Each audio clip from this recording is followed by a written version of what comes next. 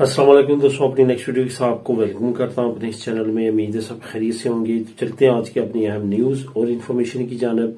सबसे पहले दोस्तों बात करेंगे स्पेन नए इमिग्रेशन कवानीन के बारे में। कुछ अच्छी खबरें आ रही हैं और एक अहम अच्छी खबर से आपको आगाह करूंगा। उसके बाद इंग्लैंड इलेक्शन की नई तारीख आ रही है और इस पर कुछ नई एक्सपेक्टेशन है, कुछ नए रिकॉर्ड टूटने वाले हैं, इस पे बात करेंगे। पुर्तगाल की नेशनलिटी के बारे में बहुत अच्छे कवानीन जो है वो अपडेट किए गए हैं, इस पे बात करूंगा। उसके बाद स्पेन फैमिली वीजा और नेशनलिटी कागजात से रिलेटेड कुछ दोस्तों के कमेंट आए हैं, उसको कवर करेंगे वीडियो के आखिर में। तो सबसे पहले तो आपको बताता चलूं कि आज जो आप लोगों के साथ मैं लिंक शेयर करने जा रहा हूं वो है स्पेन नई इमिग्रेशन कवानीन के बारे में जो अच्छी खबर है, इसका लिंक। इंग्लैंड इलेक्शन की नई तारीख, इसका लिंक। पुर्तगाल की जो नेशनलिटी कवानीन में कुछ तरमीम है, उसका लिंक। ये तीनों लिंक आपको बिल तरतीब नीचे मिल जाएगा, आप खुद भी इनको क्लिक करके रीड कर सकेंगे। तो सबसे पहले तो दोस्तों बात करते हैं कि स्पेन नए इमिग्रेशन कवानीन में कौन सी अच्छी जो बात है, कौन सा अच्छा कानून है जो सामने आ रहा है, जिसपे बात हो रही है और आने वाले वक्त में उससे गैर मुल्की जो है फायदा उठा सकेंगे, वो कानून कौन सा है। आपको मालूम है जब से अनाउंस हुआ है कि हम कुछ नए कवानीन आ रहे हैं, काफी नई अपडेट्स, काफी अच्छी अच्छी खबरें आ रही हैं। यहाँ पे कुछ कंफ्यूजन में आप दोस्तों की दूर करता चलूं, जो कमेंट में अमूमन मैंने पढ़ी है वो ये है कि कुछ लोगों को खौफ है कि शायद जो अरेगो सोशल है, अरेगो लिबरल है या अरेगो फार्मासियन है, इसको टफ किया जाएगा या मुश्किल किया जाएगा या इस तरह की कुछ और चीजें आएंगी। ऐसा कुछ नहीं है, बिल्कुल भी जो है वो किसी भी अफवाह में आपने नहीं जाना, बिल्कुल भी ऐसी कोई अपडेट नहीं है। बल्कि ये कहा गया है कि हम इस्तराखीरिया के तमाम मामलात को मजीद आसान करेंगे। जैसे कि मैंने पहले आपको बताया कि सीता सिस्टम जो है उसमें एक नया रेवोल्यूशनरी जो है वो एक्ट लेके आएंगे ये, जिसमें सीता सिस्टम तकरीबन खत्म हो जाएगा। अभी रिसेंटली मैंने आप लोगों के साथ सेपा जो अदारा है जिसका इस्तराखीरिया के साथ कोई भी अमल दखल नहीं है, उसका सीता सिस्टम भी अपडेट करने जा रहे हैं, क्योंकि तमाम लोगों को सबसे ज्यादा वास्ता इसी अदारे से पड़ता है। तो इस वजह से कोई भी ऐसी खबर नहीं है जिससे ये पता चल सके कि इलीगल इमिग्रेंट्स के लिए कोई कानून सख्त हो रहा है या कोई तब्दीली आ रही है। ऐसा कुछ नहीं है, जैसा है वैसा अभी तक चल रहा है। आने वाले वक्त में जैसे जैसे नई अपडेट्स आती जाएंगी इसी चैनल पे डेली बेस में मैं आप लोगों के साथ न्यूज शेयर करता हूं, तो यहाँ पे आप लोगों के साथ छोटी से छोटी अपडेट भी मैं शेयर करता रहता हूँ ताकि आप बाखबर हैं, तो यहीं पे आपको मिलती रहेगी। तो सबसे पहले तो आपको बताता चलूं कि अच्छी खबर कौन सी है। अच्छी खबर तो ये है कि बहुत सारी ऑर्गेनाइजेशंस, और जब कोई नया कानून कोई भी मुल्क बनाता है तो वहां की जो ऑर्गेनाइजेशन रिलेटेड उस एक्टिविटी के होती हैं, जैसे कि इमिग्रेंट से रिलेटेड बहुत सारी ऑर्गेनाइजेशन है। और सबसे बड़ी आपको मालूम है कि रेफ्यूजी एजेंसी है जो कि यूएनओ के अंडर है, वो दुनिया की सबसे बड़ी ऑर्गेनाइजेशन और एजेंसी है जो कि इमिग्रेंट्स के मामलात को देखती है, जो कि रेफ्यूजी असाइलम के मामलात को देखती है, जो तमाम इमिग्रेशन प्रोसेस में ही आते हैं। तो वो ऑर्गेनाइजेशन है। उसके बाद लोकल ऑर्गेनाइजेशन है, बाकी इंटरनेशनल भी है। रेड क्रॉस जो है वो भी इमिग्रेशन से रिलेटेड जो है वो बहुत बड़ी ऑर्गेनाइजेशन दुनिया की। तो इनसे वो अपने कुछ मावरत मांगते हैं कि हमें कुछ मशवरे दें कि क्या बेहतरी आ सकती है। तो उसमें ये तमाम ऑर्गेनाइजेशन ने अब हुकूमत पे जोर डालना शुरू कर दिया है कि आप जो इलीगल इमिग्रेंट है स्पेन में, उनका प्रोसेस काफी लंबा टाइम रखा गया है, 2 साल 3 साल, उसके प्रोसेस को शॉर्ट करें। और बहुत सारे लोगों ने भी, जो सिविल सोसाइटी है स्पेन की जो कि हमदर्दी रखती है इमिग्रेंट्स के साथ, उन्होंने भी ये कहना शुरू कर दिया कि किस तरह मुमकिन हो सकता है कि एक इलीगल इमिग्रेंट यहाँ पे आए और वो 2 साल 3 साल वेट करे और वो काम भी लीगली नहीं कर सकता, तो किस तरह वो सरवाइव कर सकता है। वो कहते हैं कि इसी वजह से स्पेन के अंदर चोरी जो है या दूसरे मामला जो है, रॉबरी वगैरह, वो बढ़ती जा रही है, क्योंकि उन लोगों को काम की परमिशन नहीं दी जाती और वो इस तरह सरवाइव करते हैं। तो अब हुकूमत का जो आने वाले वक्त में एक बड़ा स्टेप हो सकता है वो ये भी हो सकता है कि आपके जो इलीगल इमिग्रेंट स्पेन में आते हैं उनके प्रोसेस को मजीद आसान कर दिया जाए, यानी कि टाइम लिमिट खत्म कर दी जाए, ये इमिग्रेशन जैसा प्रोसेस हो जाए या इस तरह का कुछ हो, या 6 महीने का इस तरह की अपडेट हो सकती है। और आने वाले वक्त में एक बड़ी अपडेट और बड़ी खुशखबरी सुनने को मिल सकती है। लेकिन दोस्तों ये याद रखें कि इन तमाम मामलात में एक बड़ी रुकावट, बल्कि मैं कहूंगा 2 बड़ी रुकावटें हैं, और वो है वॉक्स और पेपे। जब भी कोई नया ये कवानीन लेके ये आएंगे वो उनको चैलेंज कर सकते हैं कांग्रेस में और सेनेट में, अगर नहीं तो वो अदालत में भी चैलेंज कर सकते हैं। ये एक बड़ा चैलेंज है हुकूमत के आगे, जो पेशोई की हुकूमत इमिग्रेशन के लिए और इमिग्रेंट्स के लिए मजीद अपडेट्स अच्छी लेके आना चाहती है, लेकिन हो सकता है कि इन पार्टीज की वजह से कुछ रुकावटें पड़ें। लेकिन बहुत उम्मीद की जाती है कि ऐसे कवानीन आएंगे और वो गैर मुल्कियों के लिए मददगार साबित होंगे।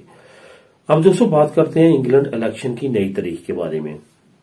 काफी ज्यादा इबाहम पाया जाता है कि इंग्लैंड के इलेक्शन कब हो रहे हैं, यहां तक कि प्राइम मिनिस्टर से भी ये क्वेश्चन पूछे जाते हैं। मुख्तलिफ जो तकरीबात होती हैं, इलेक्शन कमीशन की तरफ से भी कोई अपडेट नहीं आ रही और उन्होंने ये भी नहीं बताया कि कौन सी डेट को इलेक्शन होंगे। अब इस पे कुछ नई अपडेट सामने आई हैं और कुछ नई इलेक्शन की डेट्स आ रही हैं, जिसमें एक इलेक्शन की डेट, एक्सपेक्टेड डेट जो है वो जनवरी 2025 भी सामने आ रही है। लेकिन ये कहा जा रहा है कि 2024 के अंदर अंदर ही यूके के इलेक्शन होंगे। यहाँ पे एक और अपडेट आप लोगों को देता चलूं कि नया रिकॉर्ड जो है वो कायम होने के बहुत ज्यादा चांसेस हैं कि पहली मर्तबा कोई पार्टी इंग्लैंड की इतनी ज्यादा सीटें ले। ये तवक्को की जा रही है कि जो इस वक्त लेबर पार्टी है, जिसके बहुत ज्यादा चांसेस हैं इलेक्शन जीतने के, वो 400 सीटों से ज्यादा सीटें ले सकती है।